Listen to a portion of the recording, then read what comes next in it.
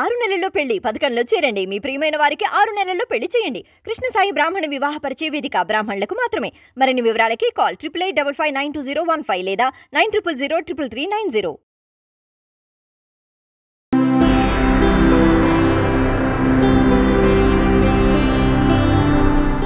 వీక్షకులందరికీ నమస్కారం.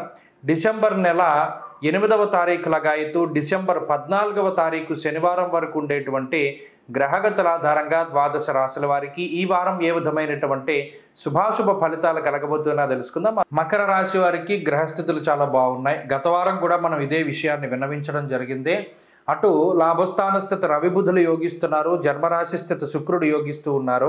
అంతేకాకుండా ఈ రాశి వారికి ప్రత్యేకించి చంద్రుడు కూడా అనుకూలంగా ఉన్నారు. వెరసి దాదాపుగా 4 గ్రహాల తాలూకు శుభ ఫలితాలు ఉన్నాయి. ఇక్కడ ప్రధానంగా రవి కానీ, శుక్రుడు కానీ, బుధుడు కానీ, చంద్రుడు కానీ అన్ని లౌక్యానికి సంబంధించినటువంటి గ్రహాలు, రాజకీయ సంబంధమైనటువంటి గ్రహాలు, మంత్రిత్వ సంబంధమైనటువంటి గ్రహాలు. కాబట్టి ఈ గ్రహస్థితి వల్ల ఏమవుతుంది, మకర రాశి వారికి అంటే ఏదైనా ఒక చాకచక్యంగా నిర్ణయాలను తీసుకోగలుగుతారు. ఏదైనా ఒక క్లిష్టమైనటువంటి సందర్భం వచ్చినప్పుడు చాలా తెలివితేటలతోటి, ఓర్పుతోటి, సహనంతో, అంటే ఇది చూసే వాళ్ళకి ఇలా కనబడుతుంది కానీ మీకు ఎలా ఉంటుంది అంటే మనం ఇవన్నీ పడుతూ ఉన్నాం కదా, మనకు అలవాటు అయిపోయింది, దీని తర్వాత ఎలా జరుగుతుంది కాబట్టి ఈ నిర్ణయం తీసుకున్నానని మీరు చాలా తేలిగ్గా తీసుకోవచ్చు. కానీ చూసేవాళ్ళు మీకుండేటువంటి అనుభవాన్ని, మీకుండేటువంటి ఏకాగ్రతని, మీకుండేటువంటి చొరవని, మీకుండేటువంటి ఇవన్నిటిని కూడా దృష్టిలో పెట్టుకుని ఎంతో తెలివిగా ఒక నిర్ణయం తీసుకున్నాడు, అందుకని ఈ కష్టం నుండి బయటపడ్డాడు అనే ఒక కాంప్లిమెంట్ ఇస్తారు. ఈ వారంలో అంతా ఎలా వస్తుంది అంటే మీకు పొగడ్తలు ఉంటాయి, కాంప్లిమెంట్స్ వస్తూ ఉంటాయి, అందరూ మెచ్చుకుంటారు. మెచ్చుకునేటువంటి పనులు మీరు చేయడం లేదా మీరు చేసిన పని ఏదైనా ఇతరులు మెచ్చుకునేటువంటి విధంగా ఉండడం, ఇది ఒకంత మీకు ఈ వారంలో కనబడుతుంది. అంతేకాక ఈ వారంలో తీసుకున్న నిర్ణయాలన్నీ చాలా సత్ఫలితాలని ఇస్తూ ఉంటాయి.